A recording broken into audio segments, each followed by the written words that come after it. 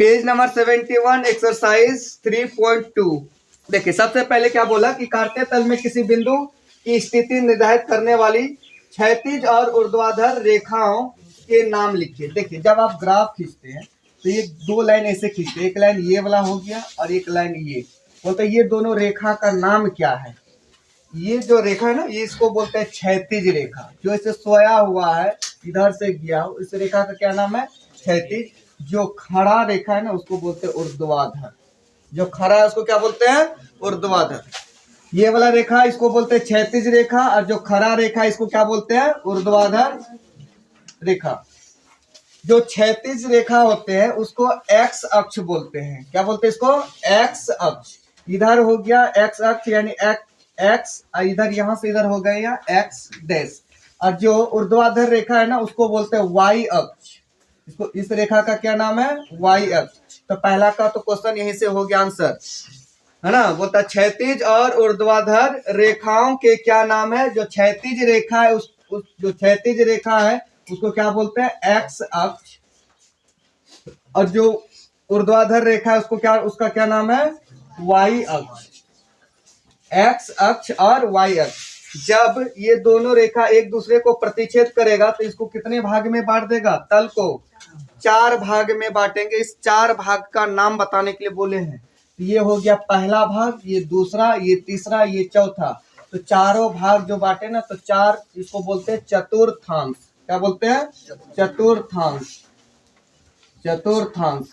ये पहला नंबर का है तो प्रथम चतुर्थांश, ये दूसरा नंबर का है तो इसको क्या बोलिएगा? द्वितीय चतुर्थांश, ये तीसरा नंबर का है तो इसको तृतीय चतुर्थांश, और ये चौथा नंबर का है तो इसको चतुर्थ चतुर्थांश। तो हमें चतुर्थांश लिख लेना है। ये तो दूसरा नंबर का क्वेश्चन का आंसर हो गया। तीसरा नंबर क्वेश्चन में क्या बोल रहा है कि उस बिंदु का नाम बताइए जहां ये दो रेखाएं प्रतिच्छेद करती है। तो प्रतिच्छेद कहाँ करते? देखिए ये होगा एक्स का लाइन और ये हो गया आपका वाई का लाइन। ये दोनों प्रतिच्छेद इस बिंदु पे कर रहा है ना, तो यहीं से हम लोग लिखते हैं क्या? 0।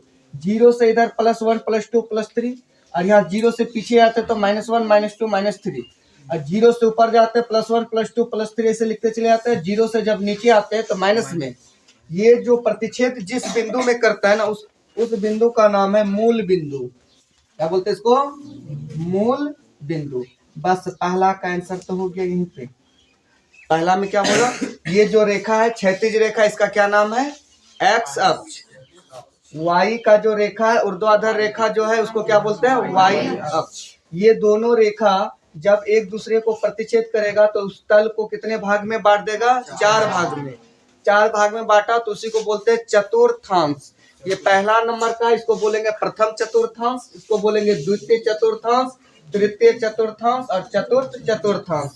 एक्स अक्ष और वाई अक्ष जब दोनों एक दूसरे को जिस बिंदु पे काटेगा उस बिंदु को क्या बोलेंगे? मूल बिंदु।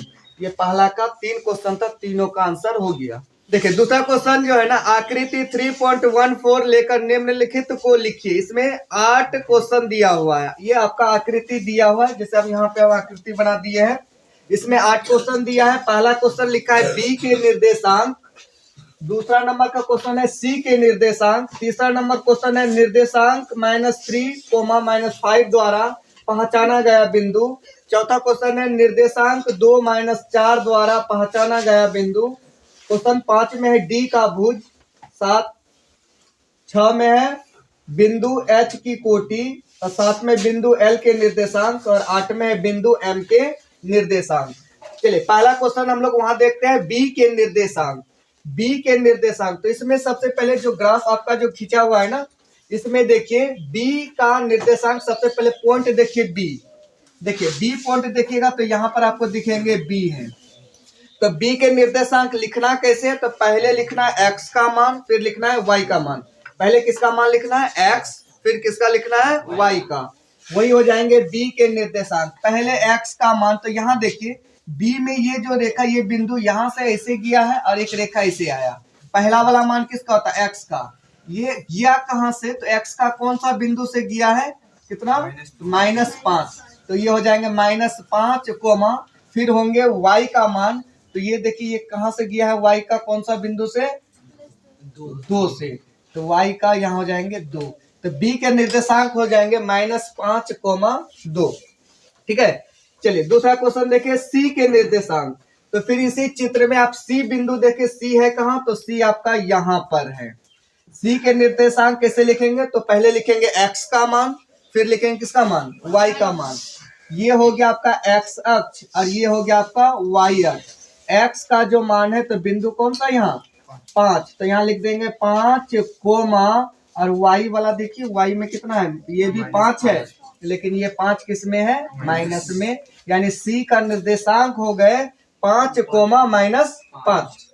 चलिए क्वेश्चन नंबर तीसरा में देखिए, निर्देशांक -3 -5 द्वारा पहचाना गया बिंदु, -3 और -5।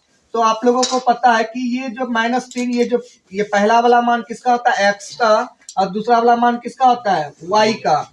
यानी x में -3 देखना है, y में माइनस कितना देखना है, 5 देखना है।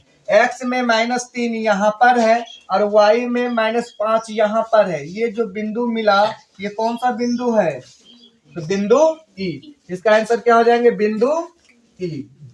चलिए अगला देखिए, निर्देशांक 2, -4 द्वारा पहचाना गया बिंदु कितना है, 2, -4, 2, -4। तो पहला वाला जो मान होता है वो किसका होता है, x का, और दूसरा वाला मान किसका होता है, y का। यानी x का प्लस में 2 और y में कितना देखना है, माइनस में 4 देखना है। प्लस में 2 माइनस में 4, यही ना y का है, माइनस में 4। ये कौन सा बिंदु है आपका, G। तो इसका हो जाएंगे आप बिंदु G।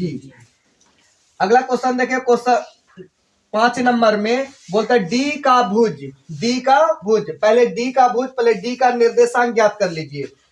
D यहाँ है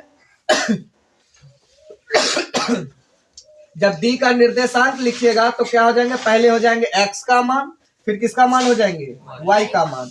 तो D ये वाला बिंदु है ना, तो x का मान कितना हो जाएंगे 6 और y का मान कितना हो जाएंगे 5। कौन दुनिया में चला था। यानी D का जो निर्देशांक हुआ 6,2। तो इसमें आपसे पूछा गया क्या, भुज।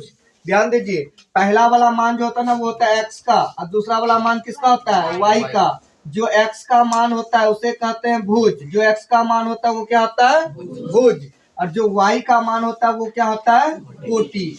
आपसे पूछा गया क्या, भुज पूछा गया, D का भुज। तो D का भुज कितना लिख दीजिएगा, 6। यही हो जाएगा इसका 5 नंबर का आंसर। 6 नंबर में देखिए, बिंदु H की कोटि। तो H देख लीजिए, H यहाँ है। अब पूछा गया क्या, कोटि। पहले H का निर्देशांक पहले हम लोग यहाँ सीख लेते हैं थोड़ा। पहले x का मान, तो x का मान कितना हो गया, -5, और y का मान कितना हो गया, -3। आपसे पूछा गया यहाँ कोटि पूछा गया है, कोटि। तो पहले वाला मान होता है भुज, यानी x का मान भुज और y का मान क्या होता है, कोटि। तो कोटि कितना हो गया, -3। माइनस में रहेगा, लगा के बोलना बाबू, -3। अगला प्रश्न देखिए, क्वेश्चन नंबर 7, बिंदु L के निर्देशांक। अब L देखना है, L है कहाँ, तो L है यहाँ पर, देख लीजिए यहाँ पे 5 पे दिया हुआ है, L यहाँ पर है। बोलता है L का निर्देशांक बताइए। तो पहला वाला मान x का होता है, दूसरा वाला मान किसका होता है, y का। तो बताइए यहाँ पर केवल y का मान है, x का कुछ भी मान है क्या, नहीं है। तो x के जगह में क्या हो जाएगा, 0, और y के जगह में कितना हो जाएगा, 5। यही हो जाएगा L के निर्देशांक। उसी तरह है बिंदु M के निर्देशांक। M देखिए यहाँ पर है, इस 3 पे ही बिंदु दिया हुआ है। यहाँ पर x का तो मान है, क्योंकि ये किस लाइन पे है, x वाला लाइन पे। तो x का तो मान है -3, लेकिन y का मान कुछ भी नहीं, तो क्या रख देंगे यहाँ, 0। यानी M के निर्देशांक हो जाएंगे -3, 0।